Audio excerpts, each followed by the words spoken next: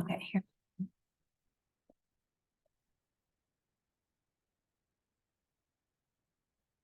Great. So thanks for joining everyone this sunny Thursday, much nicer than a snowstorm Tuesday. We're happy to be here again with FSA and RMA talking in a little bit more detail about crop insurance options for diverse vegetable and fruit farms in New England. So we have, maybe I'll launch this poll again. I think a lot of you were here on Tuesday, and may have seen this poll already. Feel free to answer it again or not. But just a quick 2-question poll, whether or not you have insurance currently and what are the barriers to getting insurance that you've experienced. And I'll leave it open as people are joining. You can minimize that box, and if you want to pull it up again, when you move your mouse, you should see like a toolbar. That's where the Q&A box is. If you hit the more button, the 3 dots, you can find the poll in there if you want to reopen it. We'll use the Q&A box for questions, and that's best. Everyone can see your question there, and then the speakers can respond to the questions while the presentations go on, so that way we can answer more of your questions and have a record of them. And if you have any logistical problems or comments, you can put those in the chat. So we'll go ahead and get started so we stay on time. And our first speaker will be Julie Jacque. She's the Ag Program Specialist at Vermont FSA, and she'll talk about the NAP program in more detail. And then after about 45 minutes, we'll hear from Alex Sereno, the Regional RMA Director, about the RMA programs, whole farm revenue, and microfarm. Take it away, Julie. Thank you, Sue, and thank you for inviting me. Glad to have you. So as she mentioned, I'm Julie Jacque. I'm the Agricultural Program Specialist, one of 2 in Vermont FSA. I work in the price support and safety net programs, and I've been with the agency for 23 years. And I grew up on a small dairy and pick your own orchard operation in Amherst, Massachusetts.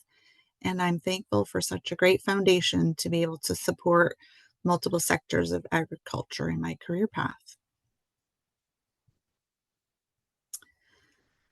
So today we'll be building off of the NAP 101 session that was held this week. And an overview of what I'll be talking about are some additional details of the Non-Insured Crop Disaster Assistance Program, or NAP for short. What do I need to do as a NAP participant? Some kind of focusing on crop reporting and production reporting on some of the deadlines. And I'm hoping that a major takeaway from this presentation is, again, to have you visit with your local FSA staff to see if the coverage, this coverage option is right for you. So Bailey concluded her presentation with some of these closing comments. That NAP is designed as a safety net, not as a profit replacer, and mitigation and adaptation will serve your operation better in the long run. And to have some sort of disaster plan in place, contact your FSA office, know where that phone number is, and considerations of, can you weather the weather without a risk management plan? And to build on some of her comments in this session is, what is a disaster plan, right? And we have some growing season plans already in place, right? We're formulating our growing season plan now. how can you build FSA or in risk management products into your growing season plan? Can you work on filing a crop report with FSA, and that can help formulate some summarization of what you've planted, what failed, what succeeded, what was prevented from planting. The crop report can be a useful tool to help look at your overall operation. Providing FSA with your season production can be is helpful in summarizing and calculating yield information, maybe not just for NAP purposes, but for overall business purposes.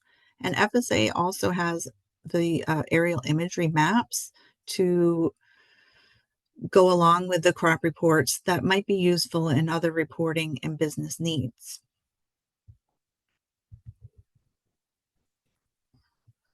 So here we at USDA, we're a resource not just for our sister agencies or USDA, but we partner with many state, federal, and nonprofit organizations and service providers.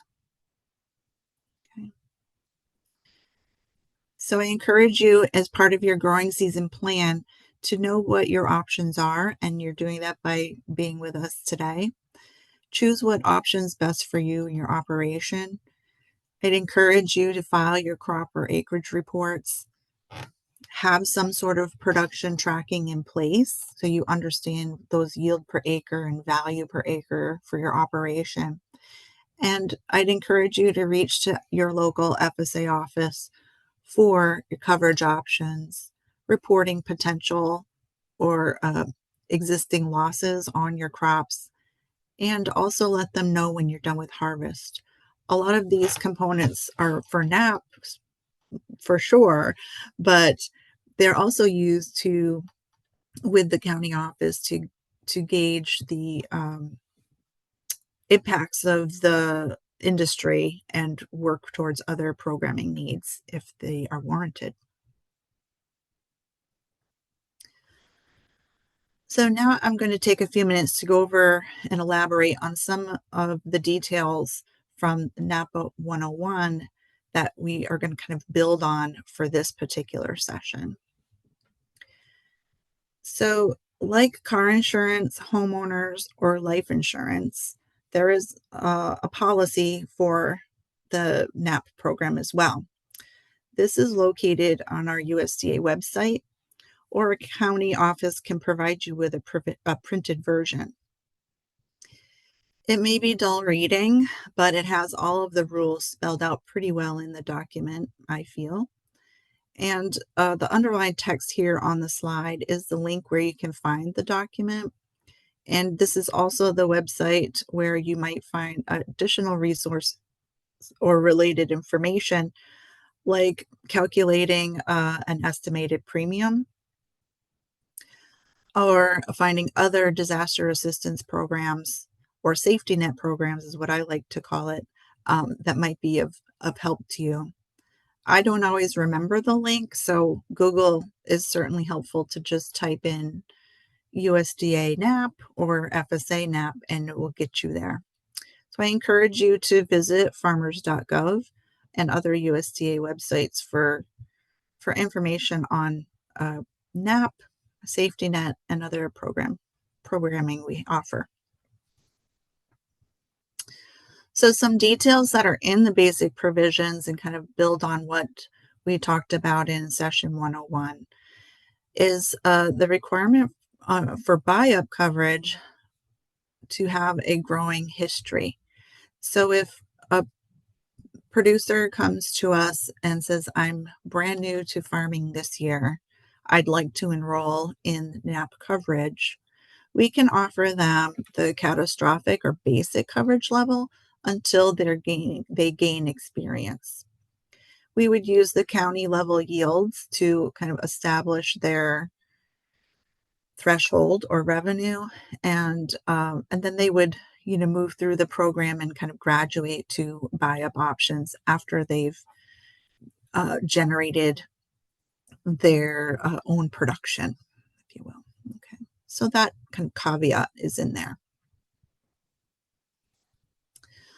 Another item as you look at coverage options are crop groupings. And so know that some crops are grouped and some are separate. And some examples of this I've kind of outlined below here. And we group them based on similarities in yield and price and the type of crop. So for instance, summer squash and zucchini squash are very similar in growing seasons, price, and yields. So they are grouped together for coverage. This means you would be charged one administrative fee or for one crop, and that one fee would cover both your summer squash and your zucchini squash. The flip side of that means that if you file a claim on summer squash, but it was hit by hail, we're still going to count all of your zucchini acres and production with your summer and squash production. So it can affect the claim that way because you have them covered as one kind of single crop. That compared to winter squash, it is separate from the other two types of squash, and you would pay an administrative fee separately for winter squash. Okay. And this would mean if you're paying two crops, you would not have your winter squash kind of lumped together and counted towards a summer or zucchini squash loss, and vice versa. The county office can walk you through these different details, but I wanted to make you aware of the type of coverage options and crop groupings we have. Some other groupings that come into play where we would keep them separate and not have them lumped together is if you have multiple planting periods of a crop, if a crop is irrigated or non-irrigated, and we also have crop groupings if they are organic versus a conventional crop.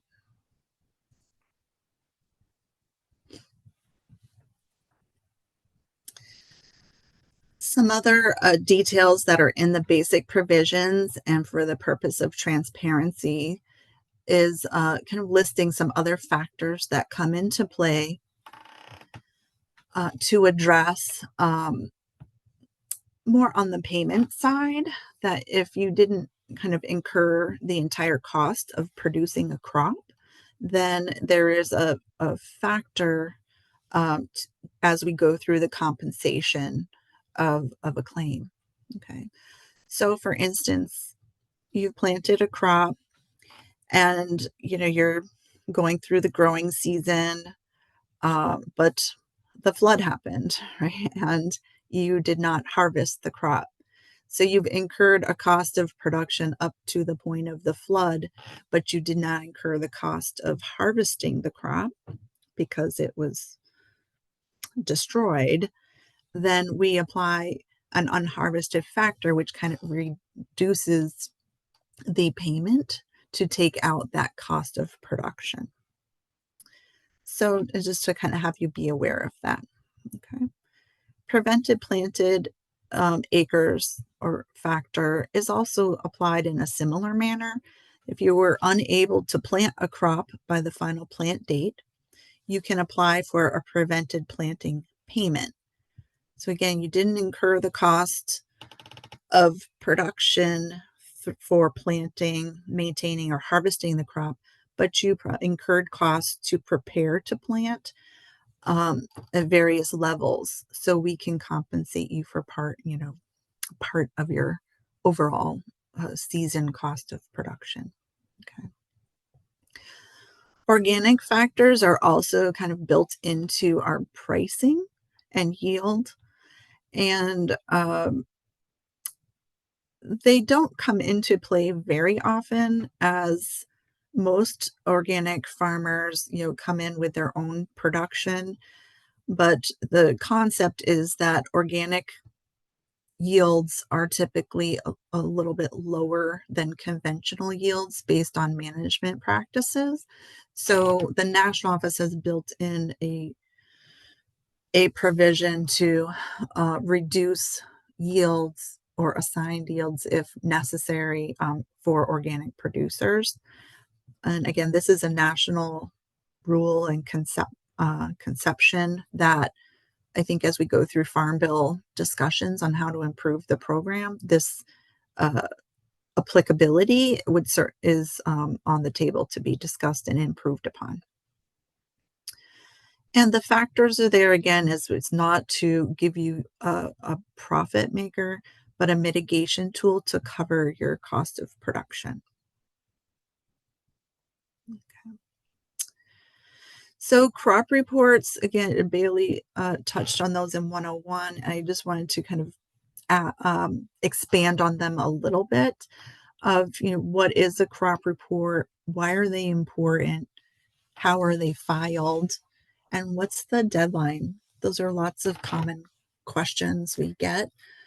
And so the acreage of overall that you've planted for the crop and the accuracy of that is really important for your overall business, but also for an insurance claim, right? So the certification of where and how much of the crop is planted, is directly impacts what your yield per acre is, right? So we need to know,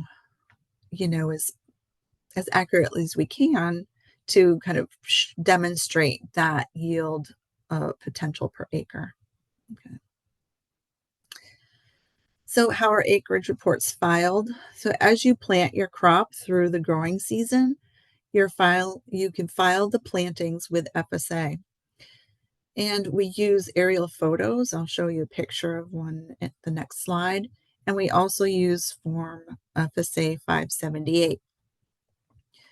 When it comes to vegetable operations in particular, your planting plan or field sketches are very helpful to help us kind of translate your bed feet, if you will, onto an aerial photo, and then summarize your bed feet for your total operation.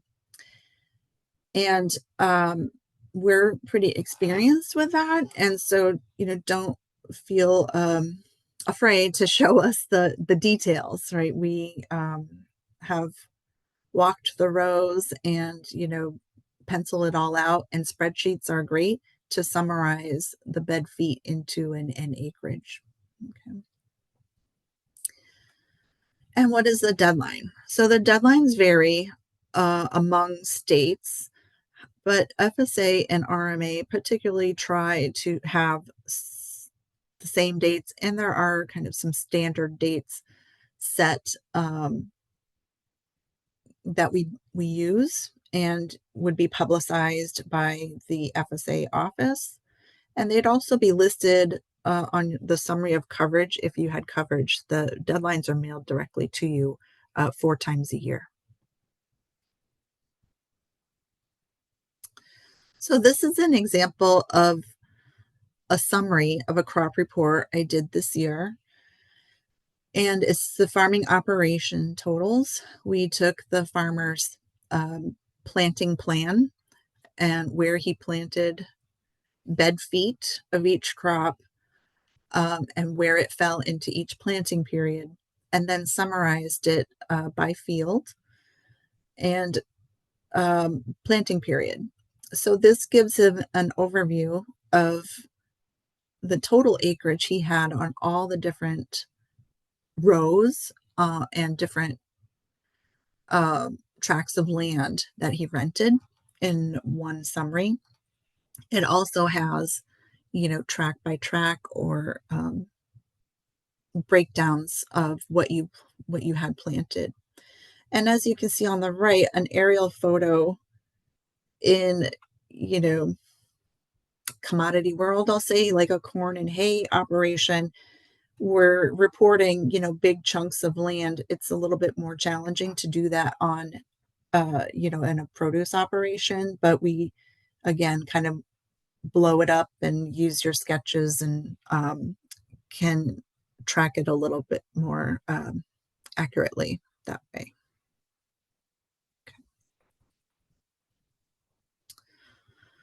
So production records is another key element, again, to get, a really solid, accurate yield per acre. And so questions we get a lot are, why do I need to provide my production records? What's considered okay or acceptable for a record? And what happens if I don't have any? So again, the coverage is farmer specific. It's based on your land, your management. So our yields vary by operation, right? We don't want to be just assigning you, kind of an expected yield average. It's important to have it be your average. And reviewing information each year can help you make next year's decision on whether this crop is kind of worth its value to you in your overall operation. And what's considered okay to submit for production records? And so we use some words like verifiable, reliable, or contemporaneous. And those mean, can we verify your production from someone you sell to, like Hannaford's or a distributor of some kind? We can verify that quantity um, and price you received. And we could also use reliable records that you use QuickBooks or something like that for another purpose. That's somewhat it's reliable and reasonable, right? And contemporaneous, on my next slide, I kind of have a list of production records we've received. Contemporaneous logs, notepads. I've received production on a paper towel from the milk house. Lots of different ways. We've received kind of certifications and tracking from farmers. They're very creative. So what if I don't have records? So initially, kind of coming into coverage, you may not have records, but records are required, again, as an important part of having your coverage be the best it can be. And so we want to encourage you to find or develop a system to track that production in some way in your operation. The FSA website that I shared earlier does have a template for kind of a crop tracking from planting through production. It leaves a little bit to be desired, I'll say that, but it is, kind of demonstrates some type of spreadsheet with some formulas built into it that you might be able to adapt. And I'm wondering if, extension services, kind of around, may have some other sort of tracking for us too that we can access. So in this slide is, again, QuickBooks, picking logs, a copy of a notebook at the farm stand of customers writing how much they purchased, picking logs, pack lists at the packing house, invoices, receipts, and a calendar. I've taken a calendar from the sugar house and made copies of it to show how much sap they boiled to get their production. So it can vary. Okay. So acreages, reporting them, and production reporting, I know during the season is a busy time. And how do you get to that? So we do have measurement service that is a pay for service where we farm service agency staff can measure your planted acres by GPS or measuring wheel. And we can also, measure your harvested production. So you can ask for measurement service whether you're in NAP or not. It's a service we offer to all customers. And you'd want to kind of work with the office to determine the best time for them to come out and capture acreages. It might be more than once a growing season, right? Depending on your operation and crops grown. And, at the end of the season, it might be a service you'd be interested in.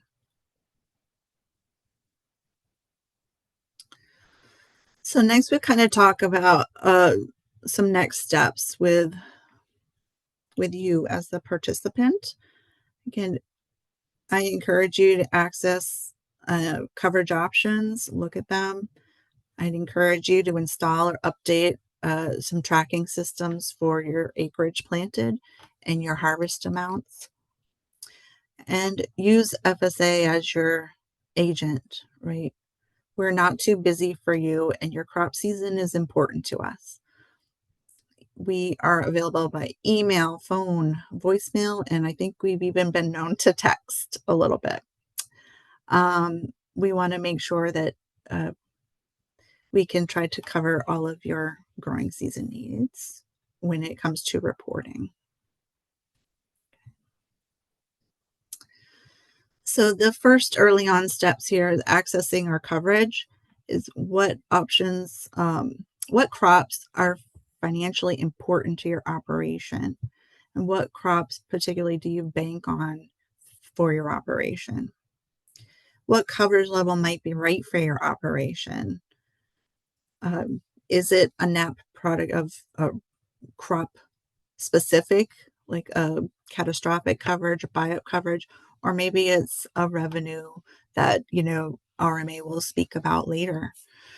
What pricing options are you interested in? Are you conventional, organic, or maybe some direct market pricing? And most importantly, whether it's NAP or RMA coverage in some capacity offers linkage to other ad hoc programs and support. So it's important to really look at if it a product that could work for you. So in our next slide, we kind of picked a little scenario here to walk through to kind of understand how you might assess coverage. And so we're talking about Bugs Bunny, who grows an acre of carrots. And as you may remember from Bailey's presentation, Bugs Bunny has signed the CCC 860 form certifying that he's a beginning farmer. And that form is an application for coverage kind of automatically if people sign and opt to accept that coverage.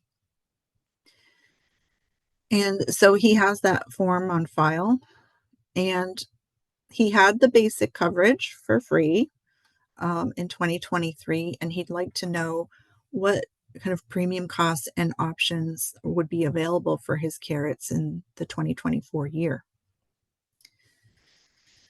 So a county office or state office person can quickly run a crop premium estimate. And in this case, I just picked my name and ran this estimate for Mr. Bunny. And quickly, I just used the county expected yield of 13,600 pounds. It's kind of already built into the estimator. It shows what the price is, and it shows our coverage levels. It shows the premium factor percentage that's in statute to apply. And then it shows I'll say the cost per acre without kind of that 860 form, without the certification. But because I did mark that Mr. Bunny is an 860 filer, the premium amount for a full acre is listed on the far right column here. Okay. So we can see that his premium was reduced because of the form by 50%. Okay.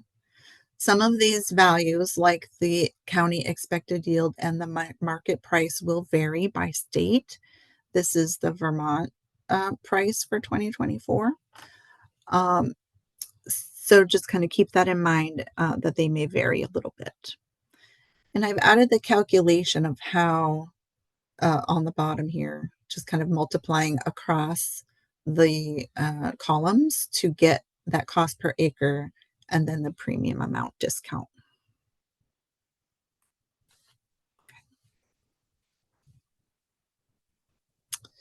So now that he knows the cost of the coverage or for buy-up, what can it get him based on, comparing what he had for coverage at the catastrophic or basic level? And, if he were to go with the highest, which a lot of our people kind of look at the highest level, they don't really look at the in-betweens, as the dollars are somewhat, the differences are somewhat unimpactful, I guess I'll say. So most of the time people are looking at what is it for buy-up and what is it for the basic or free coverage. So how we kind of come up with that is we take the farmer's yield times the coverage level times their share, and that kind of gives us our guarantee, right? And so Mr. Bunny reported that he has a 9,000 pound yield, and that's kind of the calculation we'll use. So he has 4,500 pound guarantee at the basic level that costs him nothing. If he were to look at the buy-up level, he would have a guarantee of 5,850 pounds of carrots. Okay. And that cost, as we looked at, kind of specifically to him, right? The last slide had the county yield. His yield being 9,000 pounds is used to come up with certifying as a beginning farmer $186.84 an acre cost. Okay. Julie, can I interrupt you for a quick second there? There's a couple questions that are relevant now. Okay, sure. One, just since you're talking about carrots, one question was about storage crops. Mhm. And since there's like a washing, sorting step after harvest, that could, your what you can market after washing might be a different number than what you pull out of the field. So would that when would you calculate the harvest yield for a root crop that needs to be washed or something? Right. So to me, the documentation of production is in that type of operation is really important at the pack house, right? What did you harvest is what the statute says, right? Taking a inventory of the bins you bring in, and then your saleable or provable documentation is what you're packing out and selling. And so we try to find the happy medium between those two numbers because we understand there's a difference. And again, we want the harvested amount of marketable produce. So again, we're kind of looking at those two, but we're supposed to take the harvested amount. Okay. The other questions Bailey answered in the chat, but just to say that one was about historically underserved farmers. So they are only the catastrophic level is covered for free, and buy-up coverage on top of that they would have to pay for. Right. So the catastrophic coverage for someone that files the 860 form is there's no administrative fee and there's no premium, right? If someone that files the form wants buy-up coverage, then they want to be coming into the office. It's not an automatic buy-up, on the 860 form. And what that would equate to, when you file the 860 and you want buy-up, is your fee is still waived. So the administrative per crop fee is waived. And you also receive 50% premium discount. Great. And Bailey also clarified that the premium is an annual cost, not a monthly cost. So, Yep. just in case folks aren't seeing in the question and answer box, there's a tab for the answered questions. So Bailey from FSA in Massachusetts is in there answering a lot of questions. So if you are wondering where the questions go, look at the answered tab. Okay, so those are all the questions now. Great. Thanks, Julie. Thank you. All right, so we kind of figured out what his guarantee was and comparing the cost. And then kind of based on what Mr. Bunny is telling us his, last year's yield was compared to his average and his coverage, would he have generated a payment? And so I've kind of walked, kind of spelled it out on the slide here, where, he reported that he had 6,000 pounds for the entire year harvested, and his production history, right, his average yield is around 8,000 pounds, and he had the catastrophic coverage. So we're kind of laying some groundwork here. So looking at his guarantee at 4,500 pounds of carrots, what does that mean? Essentially, it means he's produced over his guarantee, and that equates to not having a payment. Okay, so at catastrophic level, he produced about 67% of his average, and so he would not get a catastrophic or basic payment. Would he have received a payment if he had buy-up last year? Okay. So if we kind of compare those two numbers, he is a little bit over, right, his guarantee, right? So unfortunately, he would not be getting a payment if he had buy-up at $186 an acre, because he was slightly over his guarantee. Okay. And so in reverse, we kind of the concept is sometimes a little funky. So I just wanted to kind of present it in reverse of what the 65 or the 50 means, right? So it means Bugs Bunny did not meet his 35% deductible if you flip that ratio, right? From, we're guaranteeing 65% of his production.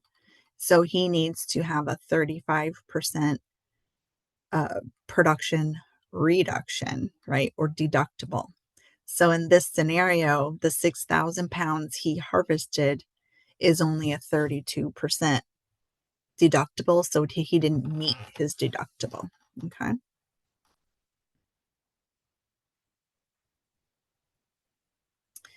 So then the next part of our ratio of coverage is the price. And that's kind of that second half of the ratio or coverage levels you see, right? The first one is the yield or production guarantee. And then the second one is your price. So what pricing option do we have available under NAP? So the basic or catastrophic coverage offers 55% of the price, and all buy-up options are 100% of the price. Okay. And so our pricing, sorry, I'm just going to close things here. is set by each FSA state office, and we're required to use, RMA data, ag statistic data, so price, when you get the census from NAS, reporting your prices are in the New England census is reviewed and considered for yield and for price. We can also use some other, reliable resources. If I have a lot of growers for a particular crop, I might look through their records to see what are our local or state farmers getting for prices. Well, I also use the ag marketing service at the depot pricing, which kind of shows wholesale pricing. And we kind of try to come up with an average, which is sometimes difficult. And it needs to be again, the cost of production. So we do kind of look at wholesale pricing versus retailing. Okay. Additional price options are an organic price that's 145% of kind of bump to that conventional price. And in some states, there is a direct market price option under buy-up where you can you have direct fresh price sales from a farm stand or farmer's market, for instance, and you can request 130% of the conventional price. And again, these prices would be used for calculating your payments, and they're also used for calculating your premiums. So with a higher price, that's great on the payment side, but keep in mind it would also be used in your premium calculation price. Julie, can I interrupt you just one more Yeah, time? of course. Sure. So those different pricing options are only available on buy-up coverage, which is only at 100% of the cost. I believe I was reading this morning that I think we can do organic on catastrophic. Okay. But I can verify. We can verify that. Yeah. The other thing is we just have like 3 minutes left. Okay. I knew it would take a while, but There's a lot to cover. there is a lot. It's not easy to demystify, that's for sure. Yeah. Okay. This is just an example of what is where the yield and price are. And those are available on our website as well by state. And this is just an example of the summary of coverage that again has the dates, has deadlines, has your yield, your coverage level, etc. Really important stuff that when you're enrolled, you're mailed quarterly. And again, the weather, I looked through our notices of loss through the NAP program, and these are over the last 3 years what we've had reported and paid on for various, it's all over the place. And just a point that, some people had said, well, I didn't have flooding, so I didn't think I qualified. And that really resounded with me that it's not just the flooding, it's any weather event that has affected your crop. Report it to, FSA as it potentially could impact your crop, or you feel like it's impacting your crop in some way, call it in. Okay. And it can be multiple crops. Okay. Some of the next slides with 3 minutes, maybe 2 minutes left now, we're going through the loss calculations that, this presentation is available for you to look through after the webinar today. Just shows, where our county office staff can look at, at catastrophic coverage. This is what your payment, it was $1,700 payment. If they had buy up in the same situation, what the benefit would be, and then what the premium cost would be. So I did that in a couple of scenarios. I did throw in a hay policy. A couple people had mentioned hay. We spend a lot of time in vegetables, but we also have a lot of hay ground covered under NAP.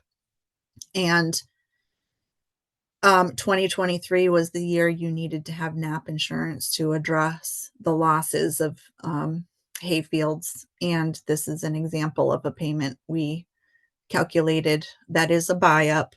It cost this large dairy operation about $15,000, but he did recoup, some money off of 450 acres to, buy additional feed. This example is where we're applying a harvest and unharvested factor because maybe we have the crop in two different places. The top is showing the payment of $458 under the catastrophic coverage and $1,100 if the person had buy-up for, a $47 premium because it's a small acreage. Okay, but it's totally doable. And takeaways, we have those deadline dates available. If you think you have a loss, give us a call. It can be multiple events. It can be a single event. It can be, event after event or a single event. Give us a call. Assess your damage, how much of the crop is impacted. Again, these are different information pieces we'd look for when you give us a call. What are you going to do with the crop? Are you going to wait and see what happens? Are you ready to harrow it under? All of those kind of impact the next steps of whether we would do an appraisal and, let you harrow it or, wait and see and kind of keep in touch and see where the year goes or the growing season goes. Keep track of your production. Reporting that production after your harvest to close out your claim is important. And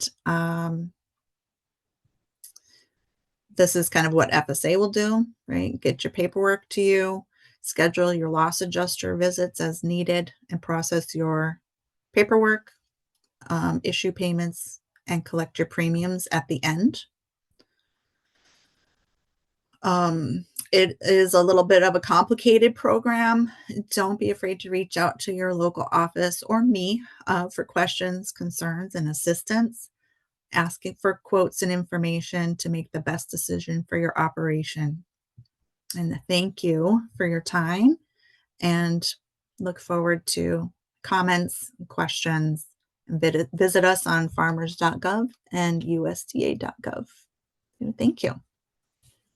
Thanks, Julie. That's great. Yeah, a lot of information to cover, but I think the message, find your local office and just have a conversation with someone, and you can get, the most specific answers to your specific scenario on your farm. We can get Alex's slides up, and we're pretty close to on time.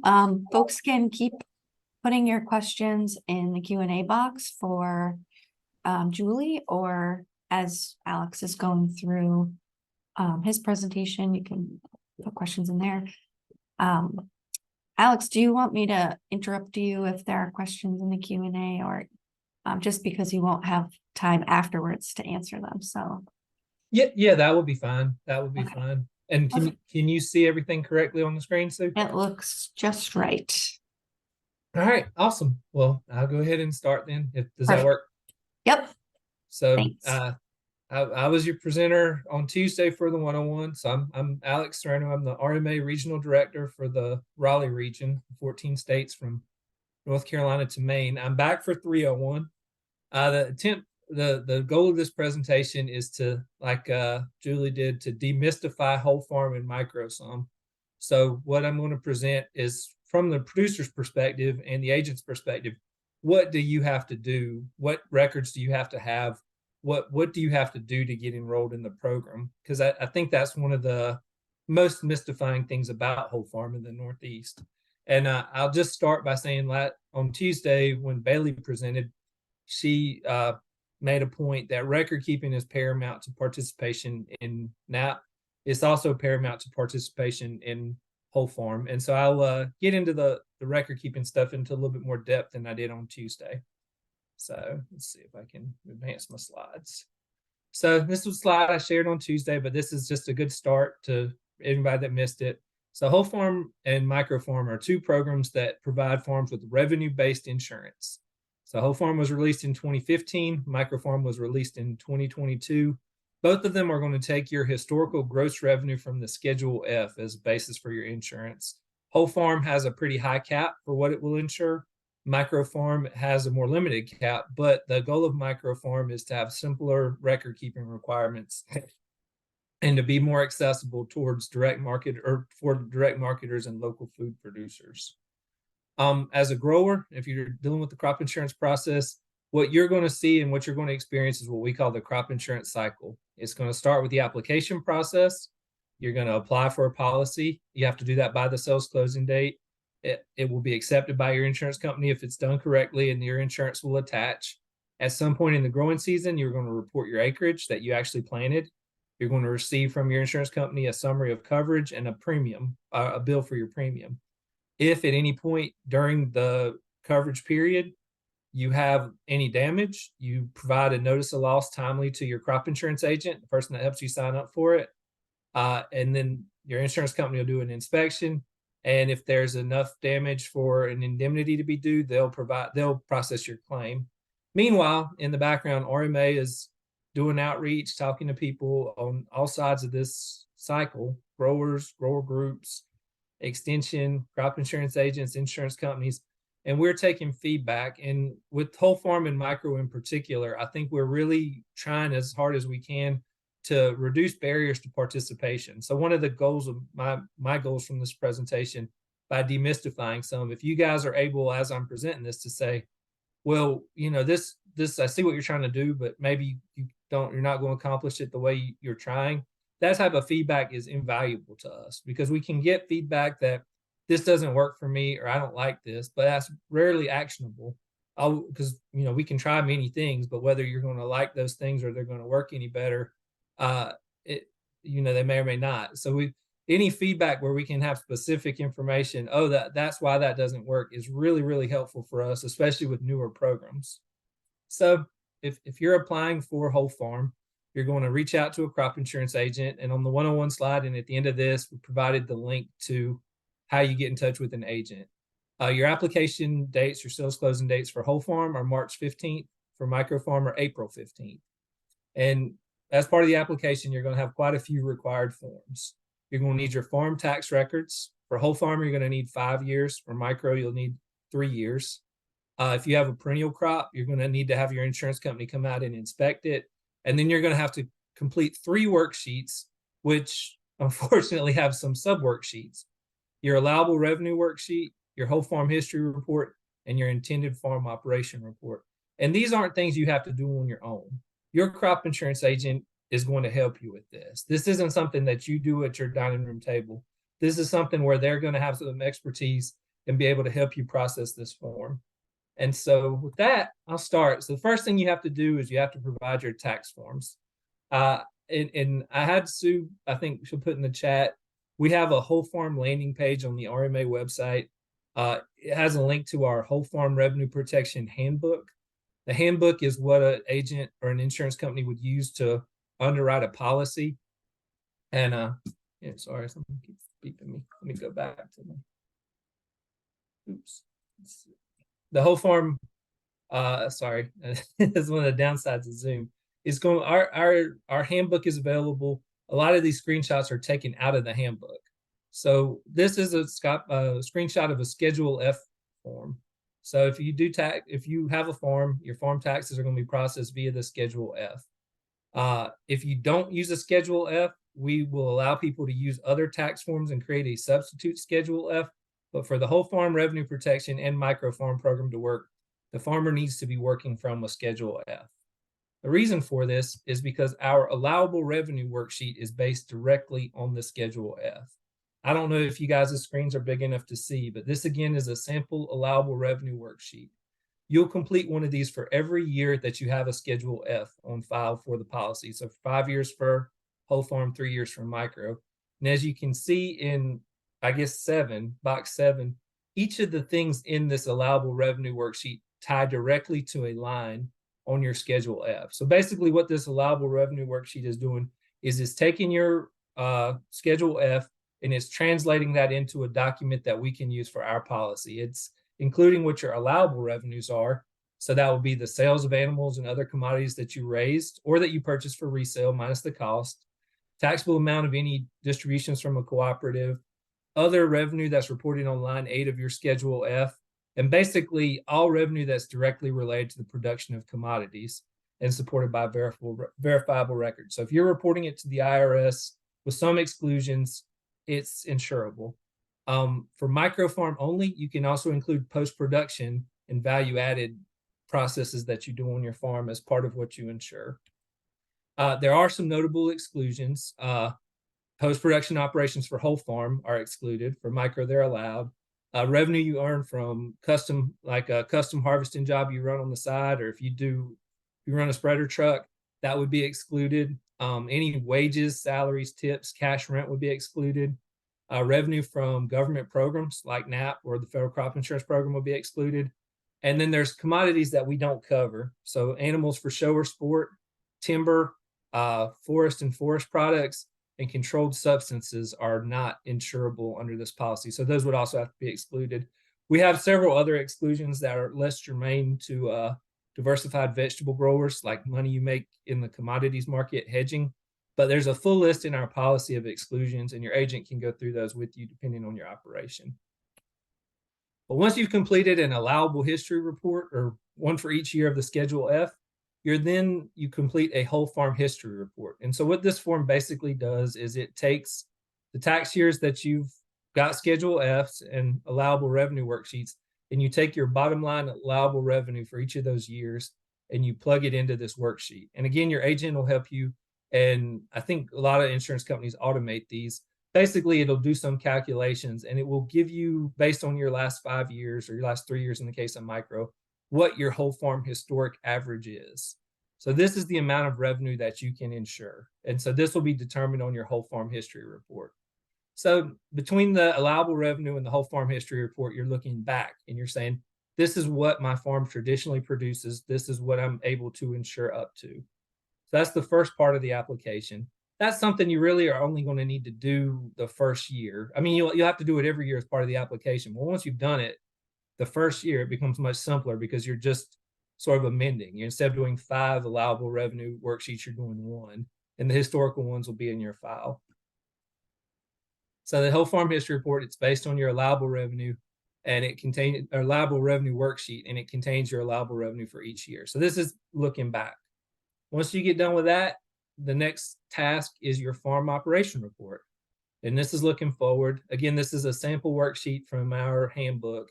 And you can see I highlighted in yellow, there's a line, it might be too small on your screen, but it shows this is your intended farm operation report. This is what you're filing before the growing season. You can see also that there's boxes for a revised and a final farm operation report. And so we will get to that. But your intended farm operation report, you are going to mark what you are planning to do that year, the commodities, and then what the sort of the method of establishment is. Are these animals, do you do them by head, do you by acres, do you do bees and keep them by colonies?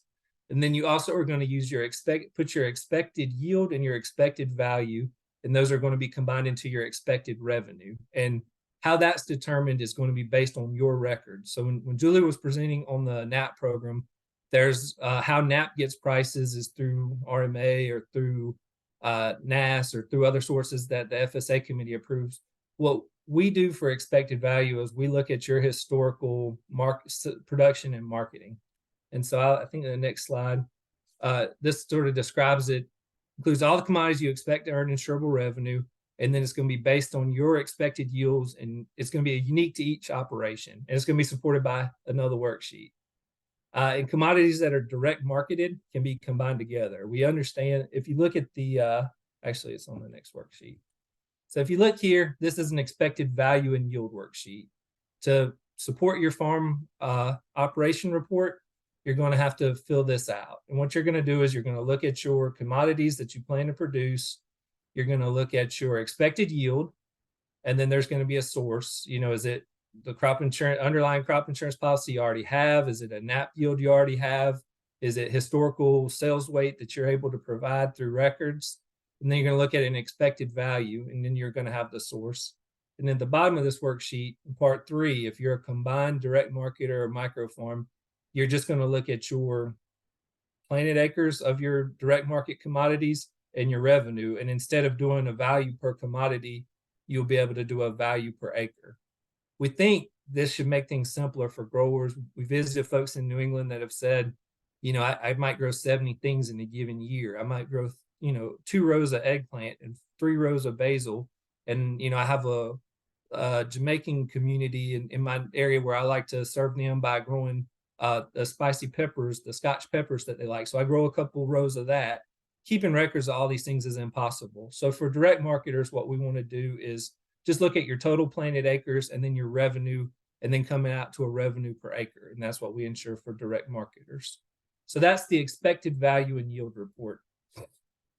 For each row in there, for each commodity, either if you have crop insurance, you can use your underlying, if you had, for example, corn, you have a corn policy, you would just use that information. If you don't, if you have an uninsured commodity, and again, for direct market, you don't necessarily have to do this, but if you had, for example, this is triticale is what the example is, but if you had pumpkins, you would look at the year you produce pumpkins, your total pumpkin production, your planted acres, and you're going to come out to an average yield. You're also going to want to use those same records to come out to an average revenue. And so you'll need to do this for each commodity that's going to be, so this goes back here, each commodity on this farm operation report is going to have a form like this filled out. And your agents are going to have templates for doing this. A lot of it's done on the computer.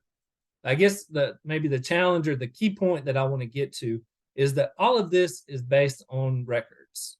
So if you don't have the records, this policy may not be accessible to you. And so there's sort of 2 record regimes that we're willing to take as part of whole farm. And I guess to reiterate, we're always learning about how you guys are doing business, how you guys are marketing. If there's something that we're missing in these record requirements, we're very open to learning more and seeing if there's a way that we can incorporate, you know, the ways that you guys actually do business into our procedures. But it can be very complicated.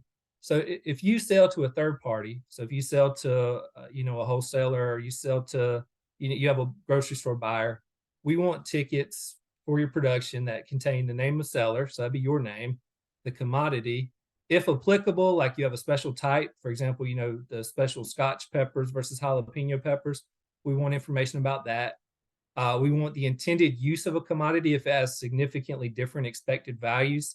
So for example, if the example we use is if you grew hay of a really high quality to sell to, you know, a horse farm, that's going to be different than if you grow hay of a more general quality that you might sell to your local dairy. You know, the buyers are going to have different expectations that, you know, it doesn't always go to the same place. So if you have different expected values, we want the intended use. You know, is this going to a top market, or is this going to a general market? We want the name of the buyer, and we want the date of the transaction. So that's what we consider a third-party verifiable record. And so we need those for everything that you're planning to insure. If you don't have these, there's not really a good way around it. It's difficult to participate in the program without them. The other thing we understand is if you're a direct marketer, you're probably not going to have records that are third-party verifiable.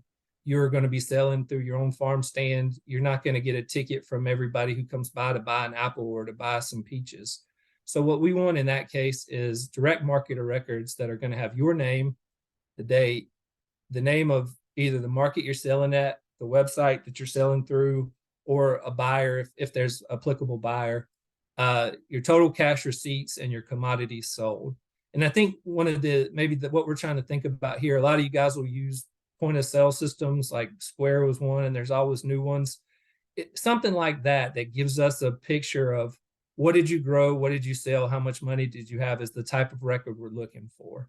So that's what we want to accomplish with these direct market records.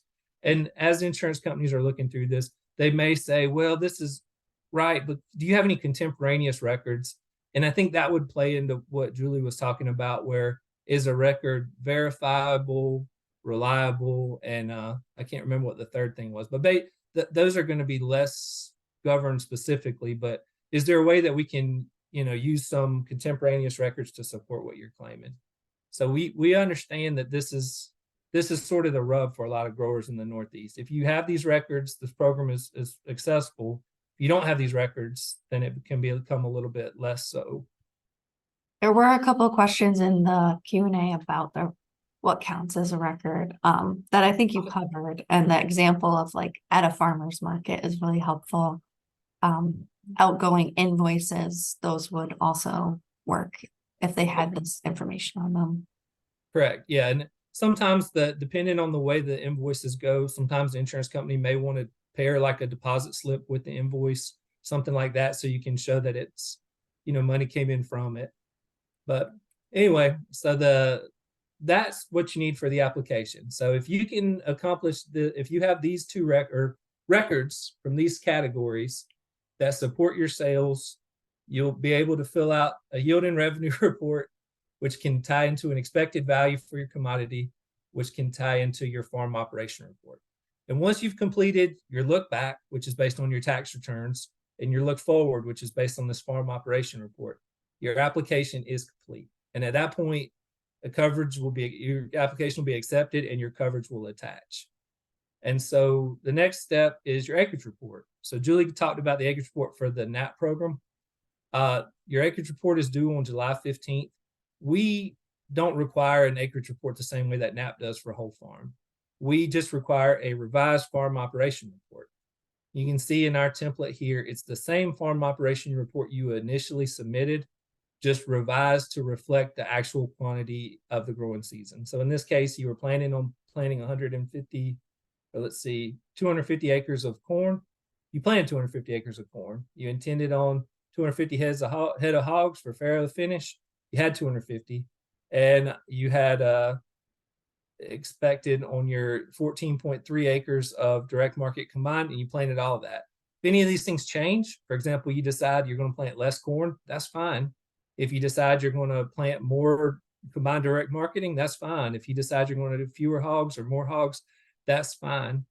More or less, this could reduce your expected revenue if you're going to do less than you planned on doing initially, or it's not going to increase your expected revenue, or it might increase your expected revenue. It's not going to increase your amount of insurance, because that's typically going to be capped based on the number that comes out of your whole farm history report. So it's basically just an update through the year to let the insurance company know how things are going, what you're doing. And as soon as they get this form, they're going to provide you with a summary of coverage and a premium bill. That's going to come. The date for the premium bill is August 15th. So that's the earliest you could get your bill. I think typically it'll come the 1st of September. On the 101, we talked about how much the program costs. And we have the cost estimator website linked again. I left that one out of this one. We could talk about it more if there's questions, but it's really operation dependent. It's going to depend on the level of coverage you want. A lot of it, I think, ends up depending on farm profitability. So if your farm profitability, if your margin is tight, you might want a higher coverage level. It becomes more expensive. If your margin is broader, you might be okay with the lower coverage level. At some point, you're going to need to try to figure out where a decrease in revenue is going to lead to an economic loss for you, where you're going to need insurance to kick in. And based on that information, that your agent will go through that with you way better than I could. Although I'm glad to talk through the cost estimator with anybody that would like to reach out. So if you have a claim, going back to it, the claims process starts when you have loss or damage. So example from last summer, the rain starts in July, or if you're a perennial person, freeze in February, the freeze in May. When that happens, promptly notify your crop insurance agent. And my advice is, if you have crop insurance of any kind or NAP insurance, make repeated notices. If you had a freeze event in May and then you had an excess moisture event in July, call the agent both times, make sure it's all on file, make sure everybody knows what's going on with your farm. With ours, it doesn't take very long. It's just a call to the crop insurance agent that you work with. They fill out the paperwork for you. It's just a call with somebody you have a relationship with. But when the claim process starts, you're going to notify your agent. They're going to notify the insurance company. The insurance company may send a loss adjuster. It's sort of like NAP. It's going to depend on the circumstances of the claim. They may send a loss adjuster out to look. They may not. They may wait until after the growing season is over, depending on what you're doing. But all you really need to do is make a claim, and then you need to complete this final farm operation report. So, same farm operation report you had before. You've put out what you had at the end of the day. So if you were expecting, in this example, a certain number of bushels, you got it in this final example. But basically, you're going to look and you're going to say, well, how many bushels did I actually produce of corn? How many hogs did I actually process and sell? How many acres of combined direct marketing did I really end up when it's all said and done? And this final farm operation report is going to be taken and it's going to be combined with your Schedule F when you file your taxes, and your crop insurance company is going to process your claim.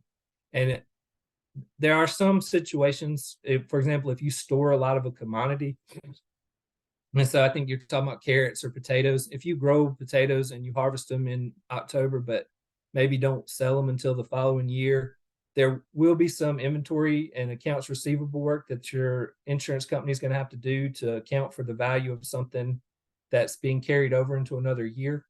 But they're going to look at what your final farm operation report said. They're going to look at your Schedule F, and they're going to compare those to the insured revenue that you developed through your earlier worksheets. And that's how the claim process goes for this particular insurance policy. So it's very different in concept and structure than NAP. It's got some similar traits in that you really need to have records in order to qualify, but it's very customizable. We're not looking at a county average in, I think, any case. It's going to be, what have you done? What's your market? What's your production? What are you able to do? And then that's going to be a very personalized insurance guarantee. And if you fall below that insurance guarantee, due to a covered cause of loss, I didn't put a slide in here, but our causes of loss are the same as the NAP program. Too much moisture, drought, hurricane, fire, wildfire, earthquake, whatever, these unavoidable natural perils, our program will kick in, and then we'll potentially indemnify you if you have a revenue loss. And so last slide I got, or the last little bit I want to recover is, how do I find an agent? We talked about this more in the 101 presentation. If Sue wouldn't mind, you could put it in the chat again if someone wants to look for an agent near them. But we can't recommend one agent over another. We can't say, hey, you should definitely work with this person. This person knows what they're doing.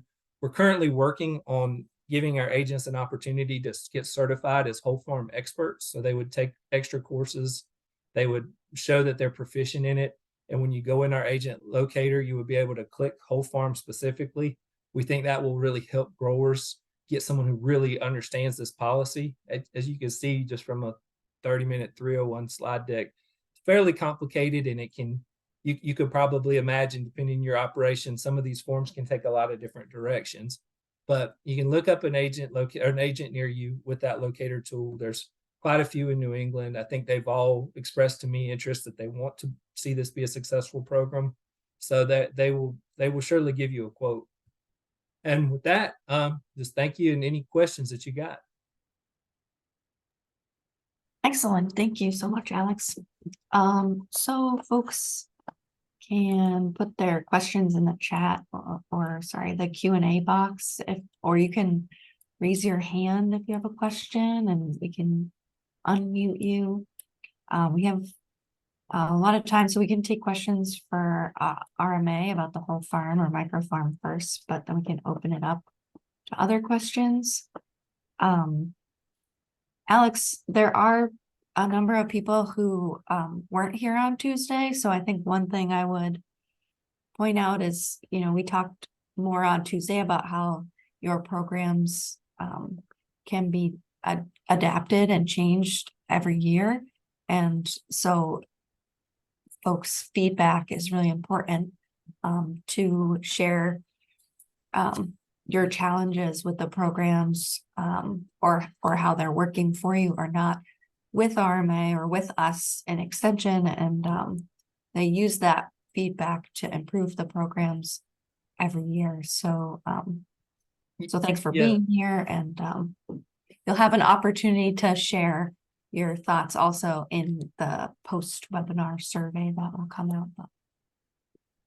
Yeah, that's just, like you said, Sue, we, you know, these are newer programs. So 2015 is getting close to 10 years ago for whole farm. I think every year that it's been out, we've made changes.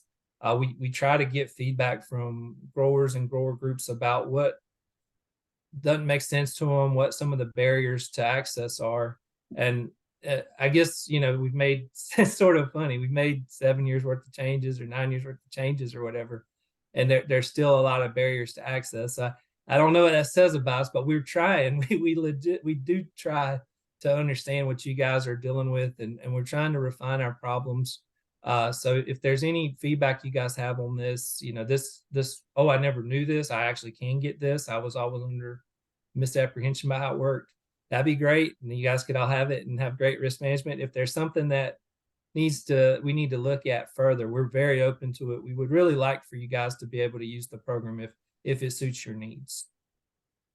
So there's a question that I think we did cover on Tuesday, but about resale items in whole farm revenue.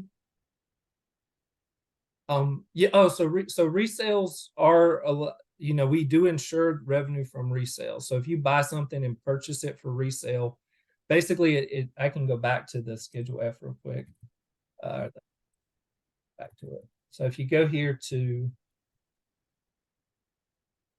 the allowable farm revenue worksheet, what we do is we'll take your, I think it's 1C on your Schedule F, and we're going to take your sales of animals and other resale animals less cost, and that's going to go into your allowable revenue. So resale is something that is an insurable revenue under our program.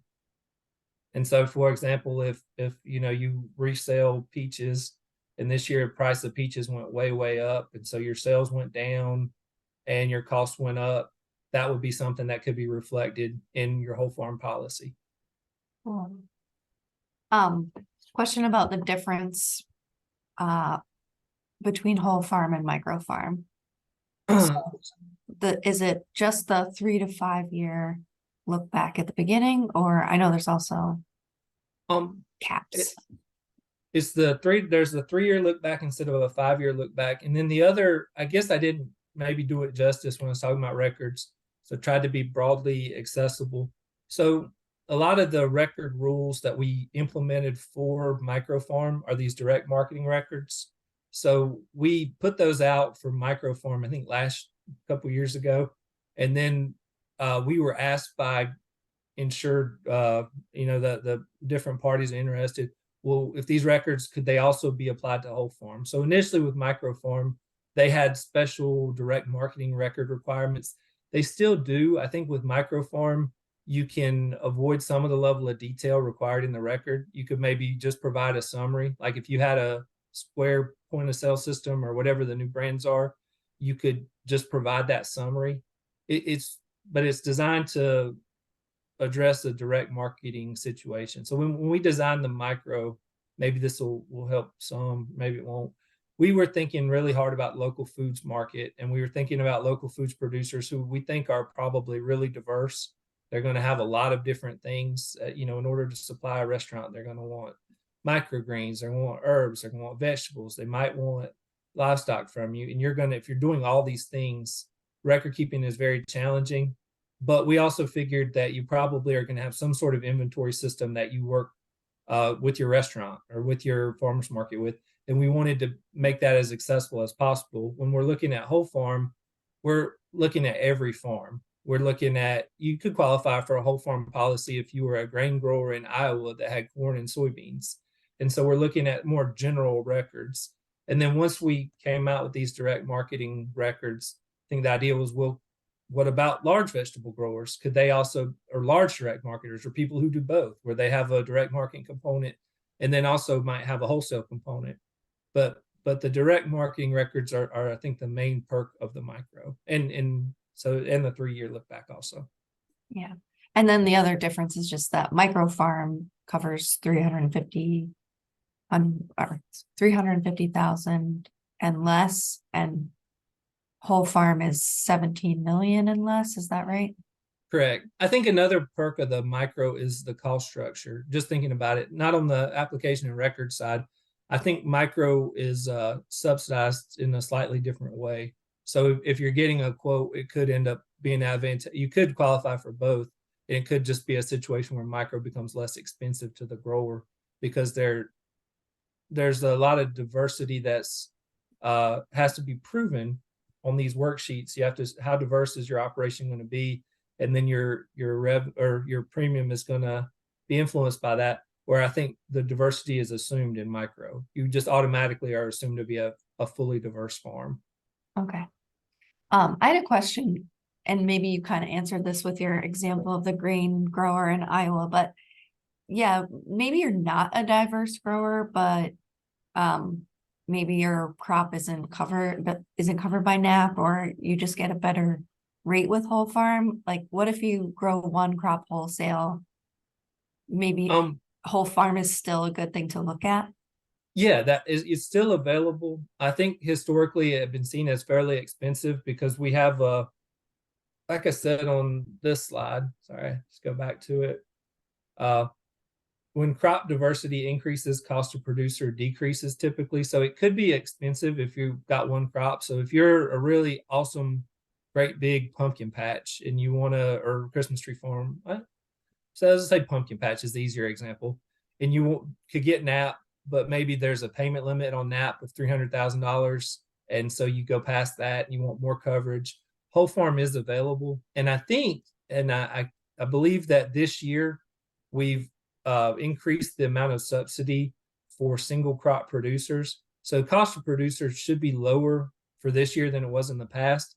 Those producers probably would be good fits for whole farm because if you're a large pumpkin patch, you're going to probably have pretty straightforward records, but they would be able to get to access this program also. You don't have to have multiple crops. You could just have one.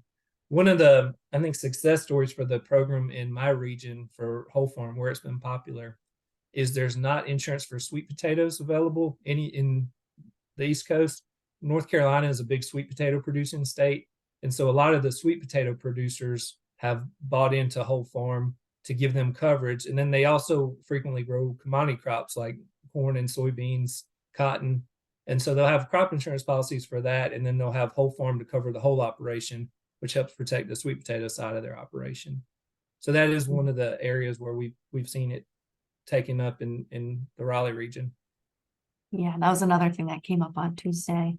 So hopefully, Ellen, that answered your question, but if not, feel free to raise your hand. Another question about going to see an agent and getting a quote to get an estimate before you bother with all the paperwork. Is there a cost to that, or is it free to just go and talk to an agent? It is free. There's no cost to the grower. The agents compensate by they're the insurance companies that we contract with. We talked about this a little bit on Tuesday. Are compensated through the government, and then they pass it on to the agent. So it comes out of your pocket as a taxpayer, but as a farmer, you're not responsible for compensating them at all. Just the same as going to the FSA office. You don't have to pay for it.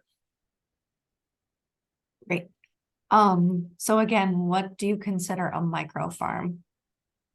So there's no minimum amount of farmland. I'm looking at questions now. Mm-hmm. So that's not a thing. So when we originally rolled out the micro farm policy, which was in 22, we had done a bunch of research again about local foods. And we've seen the majority of local foods producers were under $75,000 in gross revenue. So that was our initial cap, was basically, are you under $75,000 in gross revenue? And the immediate feedback that we got was that, especially in an area like New England, $75 in gross revenue, things were expensive. and things you guys sold were expensive, your inputs were expensive, and we should look at raising the cap. And so we raised that cap to $350,000 based on grower feedback. So that's what we consider a micro farm. But I think when we're calling it micro, what we're really thinking about again is local foods and what's a typical local foods operation. And so initially we thought that was $75,000. And then again, sort of building on what Sue said, stakeholder feedback we got was that we missed the mark. So we updated it to 350. And again, if it's not that that's written in stone, if we continue to miss the mark, that's feedback we're open to.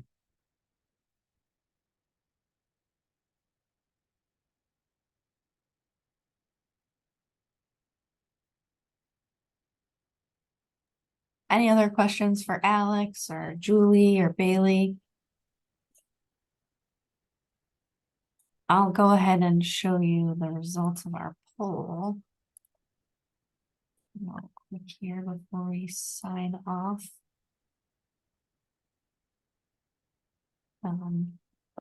So a few people do have NAP, but most people don't have any insurance currently and felt confused about the options and not sure that it would be worth the cost. So, thanks to our presenters. Appreciate you guys taking the time to explain this in more detail for us today and answer our questions. If you have more questions for either of the speakers, I know we'd be happy to talk to anyone individually, so feel free to reach out to them or to me and I can get you in touch with them. And we will end a little bit early, which is always a little bit nice. So thanks. And yeah, feel free to keep putting the questions in there. There's another one here. Oh, I have another. Yeah, I see it now. We'll cover losses if there's adverse weather impact. It doesn't have to be a federally declared disaster. So like the USDA disaster declaration wouldn't be relevant. If sometimes those cover a large area. If you had a very small localized hailstorm that only impacted your farm, just call your agent as soon as it happens within 72 hours and let them know. And we would cover anything that was in that adverse weather, unavoidable weather category.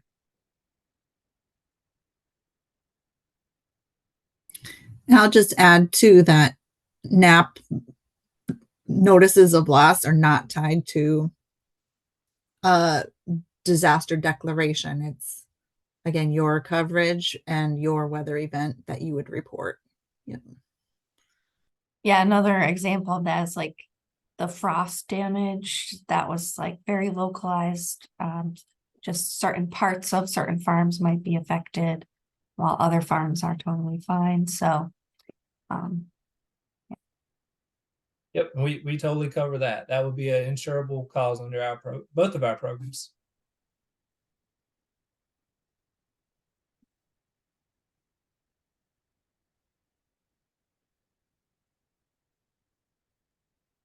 well, we will put this recording up soon along with the 101 and welcome to check it out there, share it with your friends.